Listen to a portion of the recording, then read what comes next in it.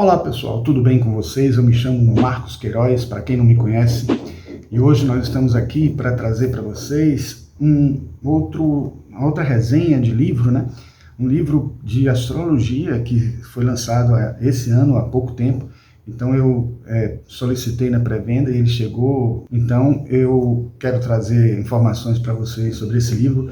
Gostei muito dele, já adianto, né? Dando até um spoiler da minha avaliação, de certa forma, né, superficial.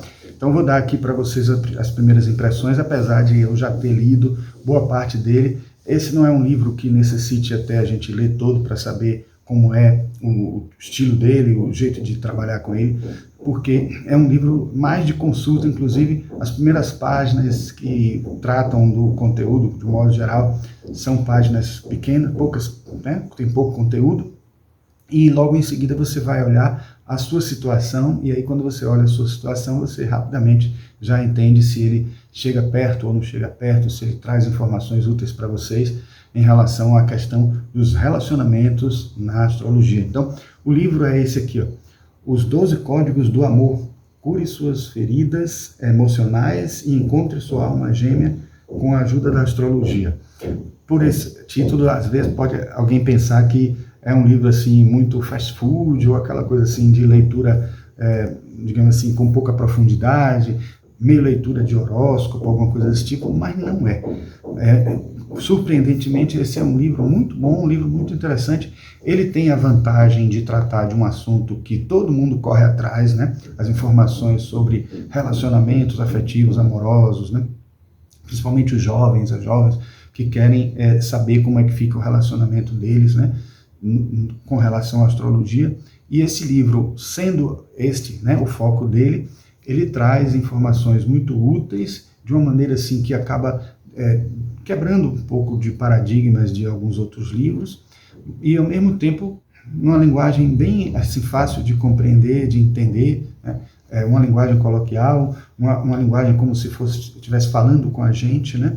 E a gente vê que outros livros que são mais técnicos, mais profundos, que trazem muita profundidade, que não podem ser esquecidos, eu vou até mostrar alguns aqui nesse vídeo, eles dão uma base para esse livro, mas o que esse livro faz, a autora faz, né, a Elva Abril, é fazer uma leitura mais fácil, digerível para a gente entender, principalmente para o leigo, pessoas que não querem aprofundar tanto em astrologia, mas querem entender como é que funciona essa questão do relacionamento na astrologia.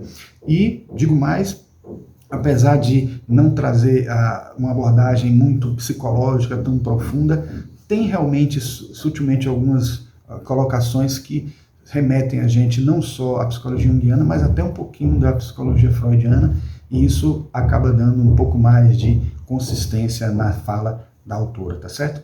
Então vocês vão ver tudo isso logo depois da nossa vinheta.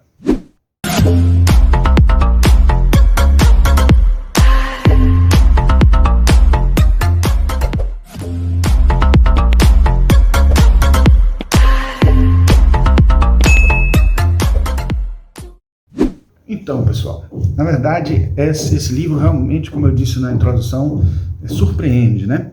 Para aquele título, né, que a gente tem, e das informações que a gente tem na capa dele, né? Os 12 Códigos do Amor é realmente um livro que vale a pena você ter, é de leitura rápida, mesmo que você se interesse como eu estou lendo, né? Dos vários casos, né? Do que ela coloca aqui, que eu não quero nem adiantar do que se trata para vocês não deixarem de entender com mais calma agora quando eu explicar, mas assim, cada situação que ela coloca, os 12 códigos, eles podem ser lidos e vão ser importantes para todo mundo. Só que tem um que vai ser mais útil para a gente, e alguns detalhes que ela conta em relação à pessoa que já conhece o mapa astral, ou até pessoa que não conhece o mapa astral, porque ela até coloca como se tivesse trazendo informações para quem é totalmente leigo, tanto que quem não tem o seu mapa astral, ela até explica como fazer, explica onde procurar, o que atentar para o que ela vai falar no livro, né? E o que é mais curioso na história toda é como ela inicia esse livro, né?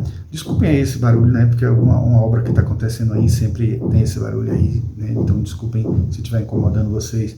Mas assim, uma das coisas que ela coloca que é muito interessante como ela começou toda a história, né? Não só a história de relacionamentos, né? Como ela atua com relacionamentos, porque ela hoje é consultora dessa área de relacionamentos, né? Em várias áreas, usando astrologia e também na questão de terapia de casais. Mas o que é interessante é que o prefácio é escrito pelo próprio marido dela, né? O Ferran Casais, que começa contando como foi que se conheceram os dois, né? A Elva Abril e o Ferran Casais.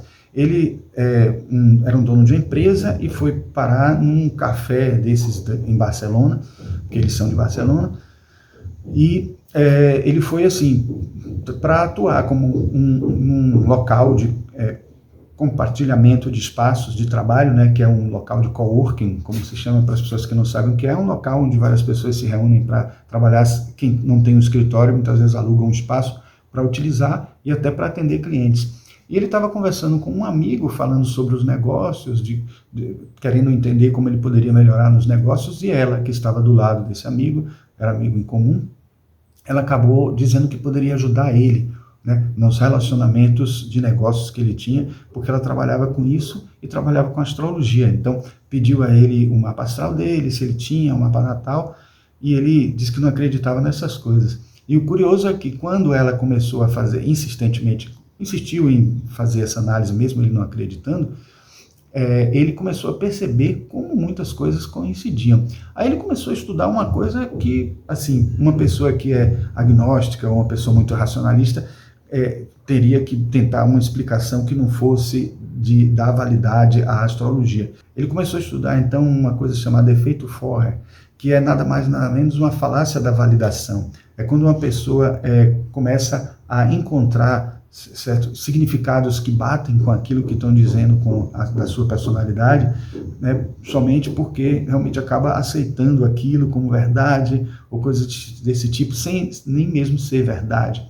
Então ele disse que ele estudou e viu que isso é muito comum e realmente é um fenômeno que existe, mas o que tornou ele mais intrigado é que, à medida que ela ia detalhando, ele ia vendo que algumas coisas que ela falava do relacionamento dele com a empresa e com os clientes batiam perfeitamente, ainda que ele tentasse excluir essa coisa da aceitação psicológica desse fenômeno aí.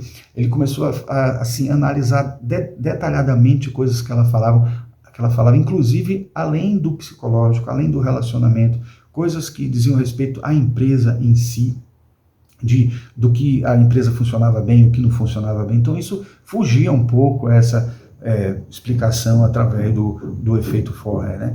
E aí ele começou a ver mais sobre isso, entender mais, e até começou a mudar de opinião sobre a astrologia e acabou aceitando. Eu sei que no final da história eles acabaram se casando, tendo filhos, e ela até cita a situação que ela compara com quando ela fala depois, porque primeiro ele fala no prólogo, né, que é como se fosse um prefácio falando do livro e mostrando para todo mundo de alguma forma que eles vão ter um livro muito bom ali, porque é uma pessoa que sabe lidar com essa coisa mesmo.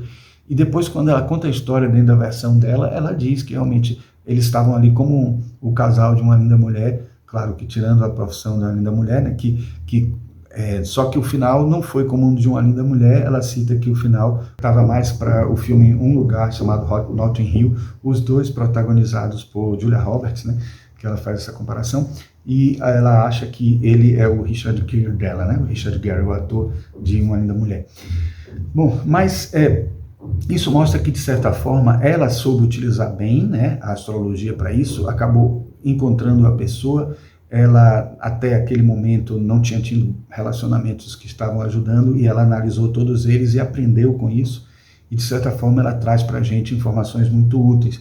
Dois pontos que eu quero destacar antes de mostrar o livro para vocês diretamente, né, para que o vídeo não fique muito longo. Eu não vou assim adentrar em muitos detalhes, só quero dizer a vocês que o livro vale a pena. É um livro que tem assim uma linguagem bem, como eu já disse, né, bem interessante de ler, porque é como se você estivesse conversando com uma pessoa. Ela lida como se estivesse realmente atendendo alguém num consultório, e ela conta casos de situações dessas de relacionamentos de consultório, né, contando até para exemplificar coisas que ela explica, que ela fala, né, sobre astrologia. Mas duas coisas que ela chama atenção, né, para as pessoas que tentam já estudar esse assunto, é que ela não olha inicialmente Vênus no mapa da pessoa, ela olha a Lua. E ela explica por que ela olha a Lua principalmente, e depois até, se necessário, e se perceber que é possível já incluir o Vênus na análise, ela inclui também. Mas dentro de um processo, ela diz que a Lua mostra as nossas feridas, as feridas da infância, porque a relação com a mãe, a relação mais do que com a mãe, com os pais que nutrem, que ajudam, que cuidam, porque quando você olhar sobre o pai é olhar o sol e, de certa forma, ver como ele forma também a personalidade, ajuda a pessoa a formar a personalidade, mas a Lua vai estar mostrando como esses relacionamentos vão ser utilizados futuramente. Então, às vezes, por exemplo, mães ausentes ou mães que são muito ativas até demais, elas traçam um destino, vamos dizer assim, de relacionamentos futuros para a pessoa. Ela até conta que é importante mais até o olhar que a gente tem para essa situação, porque às vezes você tem uma mesma mãe com 2 filhos e num paciente que ela conta, um dos irmãos acha que a mãe beijava demais, inclusive atrapalhando até em alguns momentos que estava com os amigos e deixando ele acanhado diante dos amigos, e o outro dizia que a mãe beijava menos, que não beijava o suficiente, depois que eles perderam, inclusive a mãe, né? Que geralmente essa análise acontece depois. É bem provável que aquele que achava que a mãe beijava muito sentisse falta também depois, mas isso era o que se falava antes, porque era o olhar que a pessoa tinha, né, de acordo com a sua situação, a situação da sua Lua em relação à mãe. Isso, de certa forma, dá um traçado em relação ao relacionamento das pessoas. Então, como isso marca, isso faz com que as pessoas busquem nos outros, interajam com os outros um pouco em função disso, aquela mãe que é mais ausente faz com que alguém associe o amor à ausência. Então nem fica assim tão preso, né, próximo, pegajoso. Claro que isso funciona muitas vezes até de maneira diferente, de acordo com configurações específicas. Mas isso é algo que acontece muito repetidamente e que é preciso ser analisado, porque quando causa ferida, acaba sendo importante analisar principalmente a Lua, o que não quer dizer que Vênus não deva ser analisado também.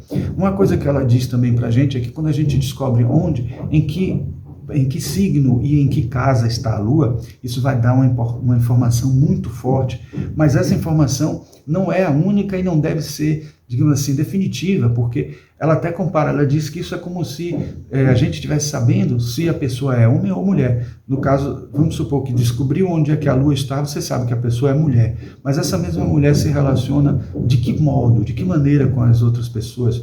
Aí ela diz que o mais importante nessa hora são os aspectos, né? Os aspectos como, por exemplo, conjunção, como quadratura, como trígonos, como aspectos também desafiadores, como oposição. Eles vão dizer como um planeta está interagindo com a Lua, como outras casas ou outras circunstâncias ou planetas regentes de algumas casas vão estar atuando sobre aquela Lua, e isso vai dar uma informação muito valiosa para as feridas da infância que a gente tem. E isso vai, de alguma forma, dar uma sinalização muito forte de como a gente tem que perceber esse relacionamento da pessoa com os outros.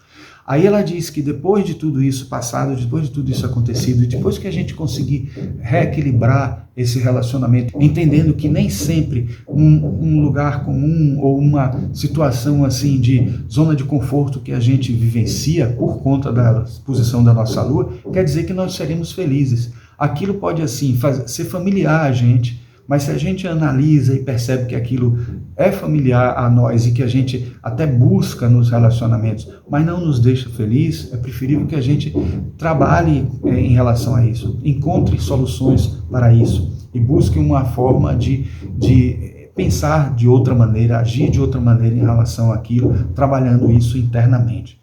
Poxa, hoje está mesmo uma batida danada aí. Então, uma das frases que eu acho importante, que ela destaca, inclusive, ela mesma destaca no livro, na página 26, nossa zona de conforto nos dá segurança, mas não necessariamente nos dá felicidade. Por isso é muito importante identificá-la e, se preciso for, mudá-la. Então isso é uma síntese disso que eu falei aqui para vocês. Mas logo em seguida ela diz também, o signo, não logo em seguida, mas assim, em outro destaque, ela diz assim, o signo em que se encontra a Lua apenas fornece atributos, é a presença de um planeta em tensão que nos indica a existência de uma ferida. Então é isso que eu estava dizendo nesse instante. Então, enquanto a Lua indica essa ferida de infância, os apegos de infância, especialmente aquela que os aspectos, né, desafiadores vão mostrar, né, relacionamentos com a mãe, relacionamento com aqueles que cuidam da gente, não necessariamente só a mãe, porque às vezes alguém faz o papel de mãe, pode ser até o próprio pai, ou até os dois juntos. E logo depois, quando a gente consegue superar isso tudo, aí a gente analisa Vênus e o que traz para a gente intercâmbios mais adultos.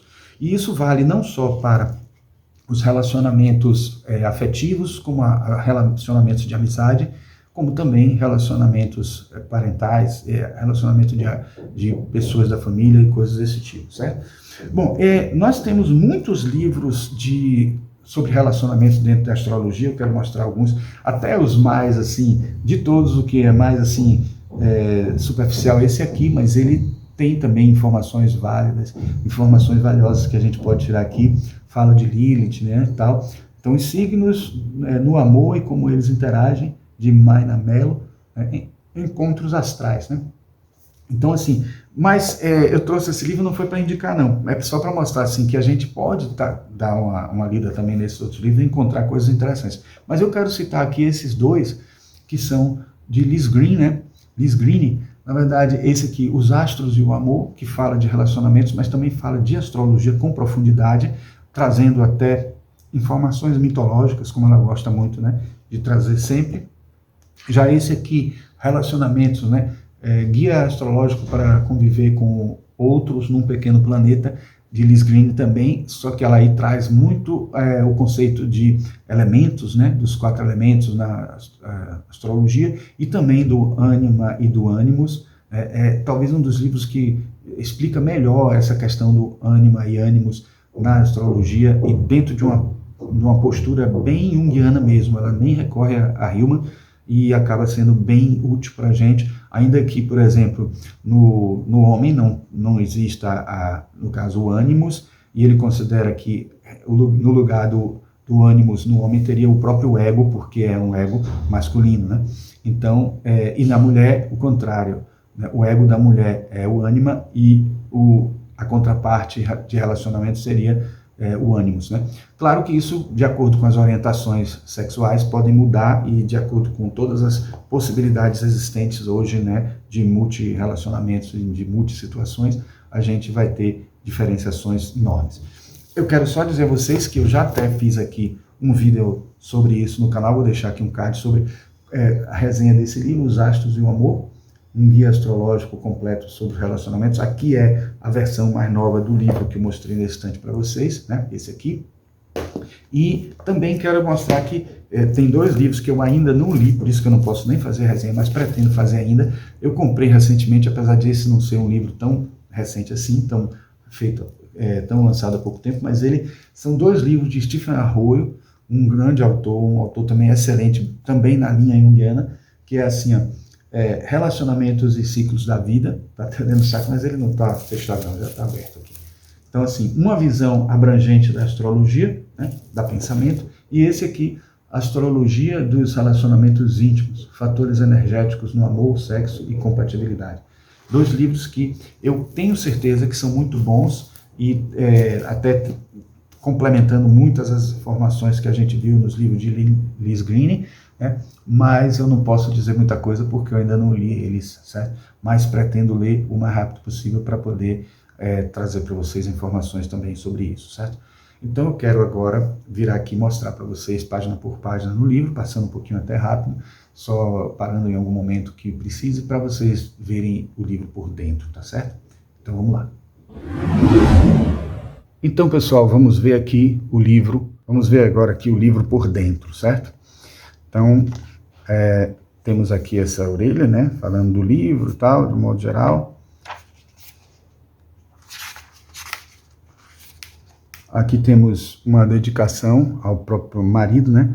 A Ferran, pois entrar para tomar aquele chá foi a melhor decisão da minha vida, se referindo àquele encontro que tiveram naquele chá, que é um coworking, né? Do trabalho dele, que ele estava falando do trabalho dele. Aí a gente tem aqui o sumário, prólogo, o dia em que descobri que não poderia estar em um relacionamento. Então, o prólogo é o texto do marido dela e esse aqui de introdução é o texto dela, né?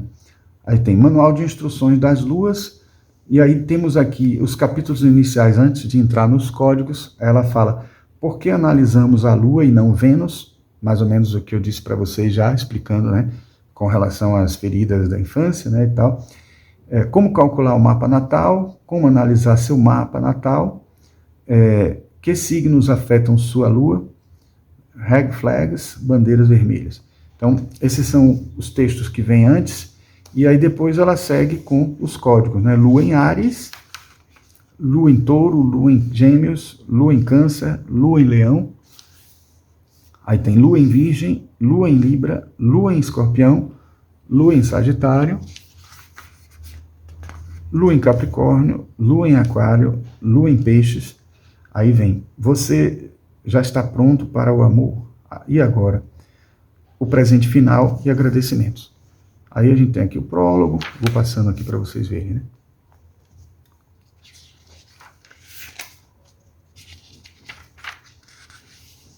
O dia em que descobri que não poderia estar em um relacionamento. Aquele texto, né, que eu falei, do próprio marido dela. E aí ela tem uns destaques assim de vez em quando, né? Que foram aqueles destaques que eu falei. Bom, vamos passar agora, botar aqui assim, para seguir de apoio. Vamos passar um pouquinho mais rápido.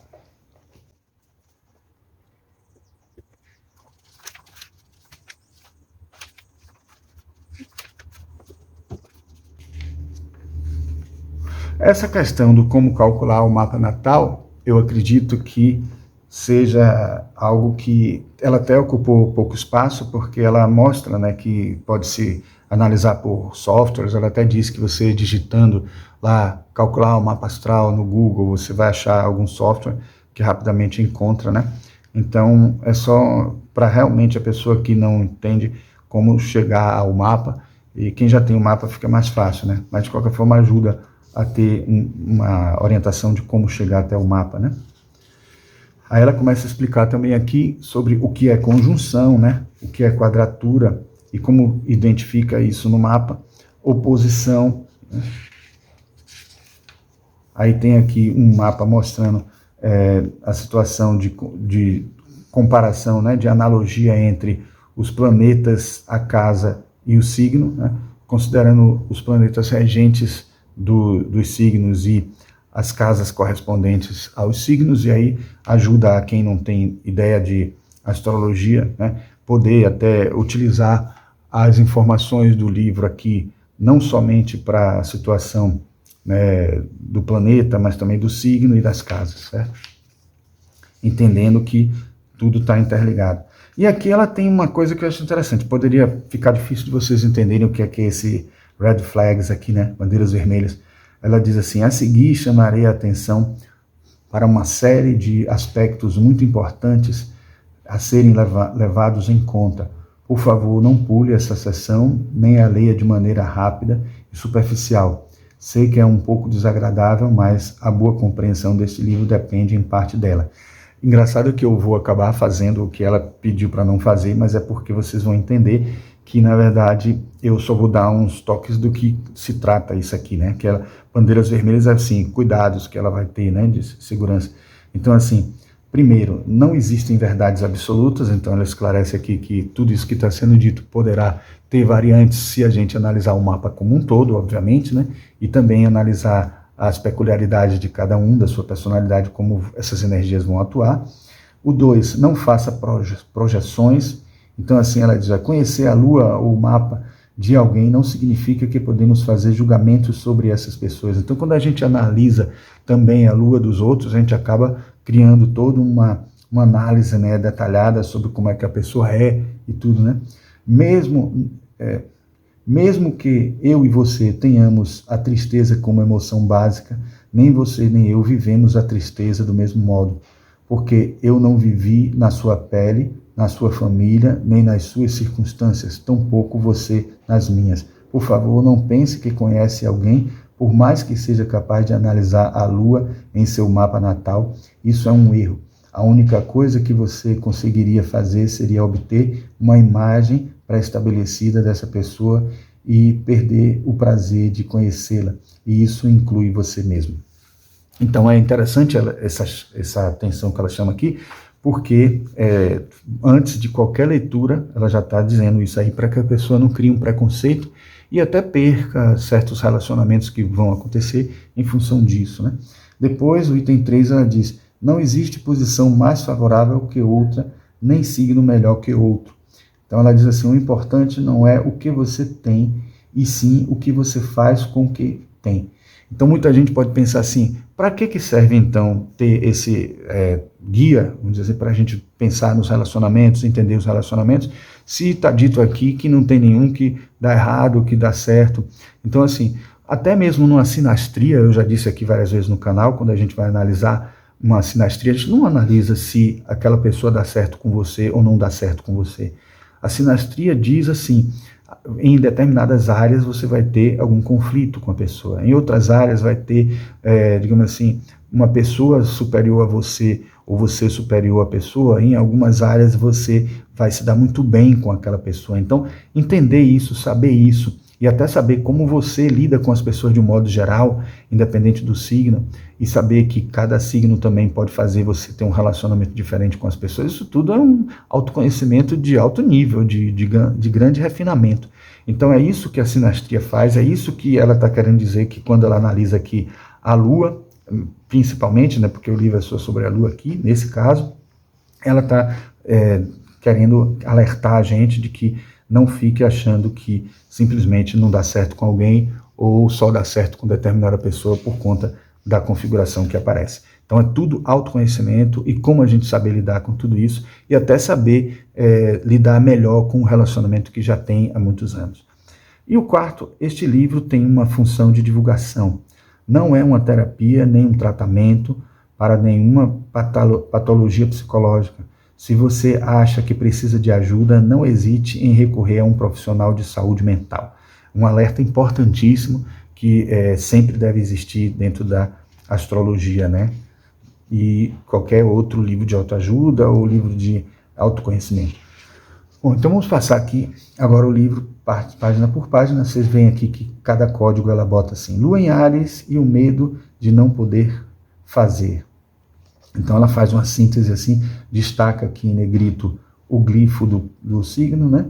E coloca, né, Lua em Áries na casa 1 ou em tensão com Marte, ou seja, mostrando que a tensão com o planeta regente do signo também está dentro desse bojo, dessa análise aqui, certo? Aí ela tem uma frase, que essa aqui é de Elvira Sastre, né? Abandonar o escudo é o primeiro passo para vencer uma guerra. Então você vê que eu estou mostrando esse primeiro, não vou mostrar dos outros, né? Não quero também dar um spoiler do livro todo, porque senão eu vou estar tirando o prazer de vocês lerem e de também a editora vai me recriminar por eu estar passando o conteúdo todo do livro. Mas depois ela fala assim de situações de figuras ilustres, né? De Hollywood ou outras pessoas famosas, em especial, considerando que está se tratando de uma europeia, né, uma pessoa que vive na Catalunha, se eu não me engano. Então, a gente vê aqui ela começando falando sobre casos específicos, então ela dá sempre exemplos reais e conta também de casos de clientes dela, sempre destacando assim para criar uma linguagem mais fácil de leitura, né, não aquela leitura dura que acontece às vezes na maioria dos livros, né. Aí a gente vê aqui as emoções que servem de ponte, né? Sempre com destaques, né? Depois fazemos e já vemos um pouco, sempre aqui em relação ao signo que está sendo abordado, signo, casa ou planeta regente, em aspecto desafiador. Então, as 3 fases da raiva, tá vendo? Aí ela vai a fundo também na situação específica daquele signo, né? Como se conectar com a força interior, e tudo isso em relação a Áries, né? Aí depois, assim, ela fala esse quadro resumo, ela coloca esse quadro resumo: medo, frustração, apego, independência, reação, raiva, aprendizado, compartilhar e potencial, força interior.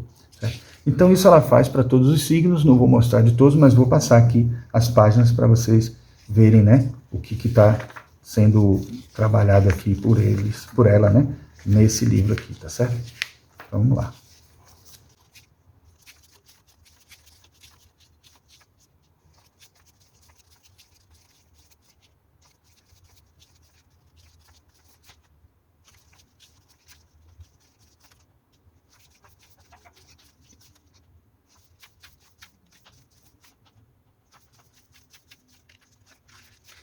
Bem, pessoal, essa aqui é a minha situação, certo?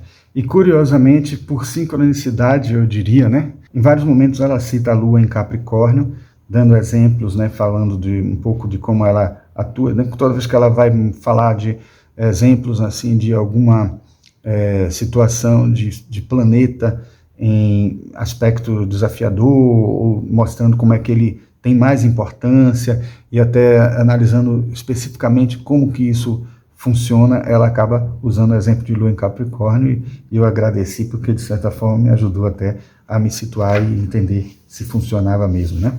E no caso eu vi que muitas vezes corresponde bastante, né? E não era o efeito ferro, viu? Ainda bem que o barulho foi embora. E aqui o último, né? A Lua em Peixes. E o medo do abandono. Vocês viram que ela usa muitos exemplos de Hollywood, né, de figuras ilustres, né? Se deu para ver, passando rápido como a gente passou, né? Aí depois, você está pronto para o amor e agora? Aí ela dá um texto final aí, explicando como utilizar todas essas informações. E o presente final é um QR Code, que eu não vou deixar vocês utilizarem, porque senão eu vou ter problema com a editora. Por isso que eu estou botando aí uma imagem pincelada, né? Para vocês não poderem acessar, porque aí teria que adquirir o livro, certo? Que é um QR Code que dá acesso a mais informações, né? Ela diz assim, ó: neste momento vejo-me na mesma situação de quando estamos ao telefone e dizemos: desligue você. Não, desligue você. Eu poderia entender essa conversa, estender essa conversa até a eternidade. O tema dos relacionamentos dá muito pano para manga, e um livro é pouco. Por isso, incluí como presente o que talvez seja a lição mais importante que você terá aprendido sobre relacionamentos e a importância de equilibrar o masculino e o feminino dentro de você. Escaneie esse QR Code e receba de presente um áudio em espanhol, no qual, entre outras coisas, vou lhe ensinar os princípios do equilíbrio interno, o desequilíbrio no relacionamento, como equilibrar-se internamente para dar e receber em harmonia. Se você acha que tem mais do que suficiente com o que expliquei neste livro, pare e digira-o com calma.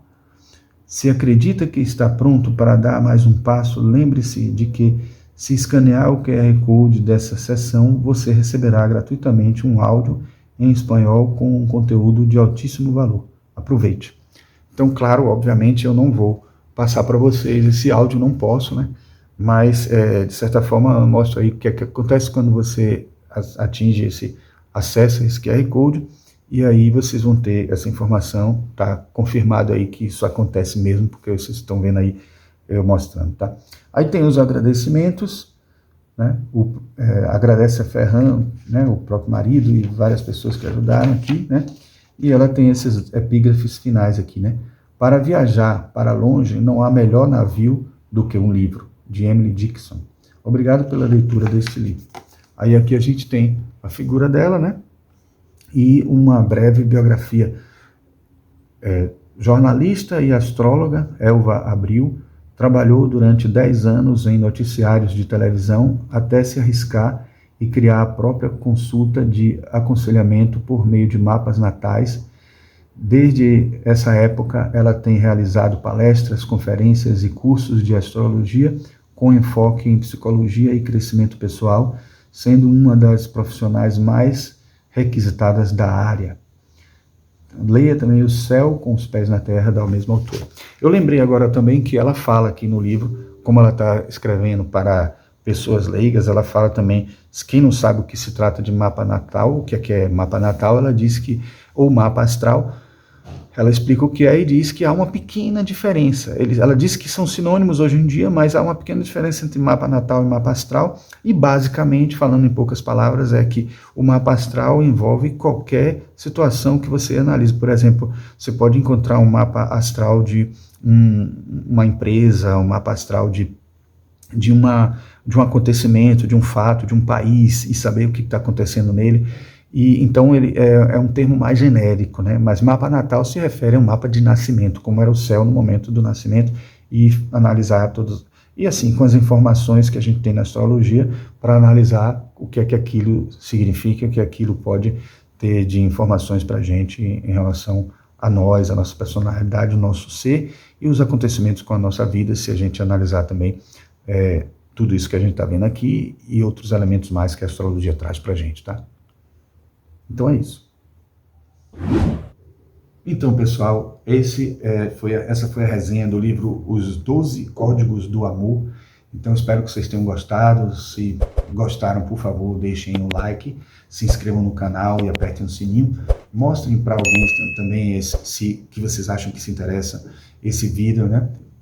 Convidem também outras pessoas para participarem conosco aqui deste grupo, dessa família, né, que estuda esses conteúdos, esses conceitos, né, de uma cultura esotérica que traz informações sobre astrologia, tarô, psicologia junguiana, numerologia agora também, né, e outros assuntos, né, cabala, sobre hermetismo e tal, assuntos bem profundos que às vezes ficam difíceis de entender e que a gente tenta traduzir da melhor maneira possível.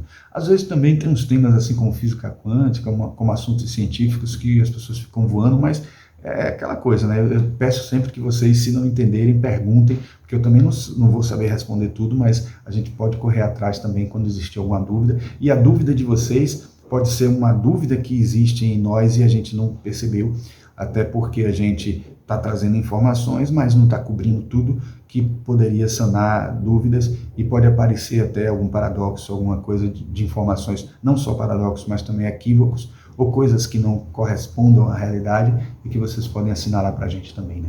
E se quiserem comentar de situações da vida de vocês que vocês perceberam que bate com tudo que a gente falou aqui, em alguns casos, ou de, digamos, coisas que vocês tiveram na relação com o livro, se até já leram o livro e tem alguma coisa a acrescentar também, é importante para a gente, tá?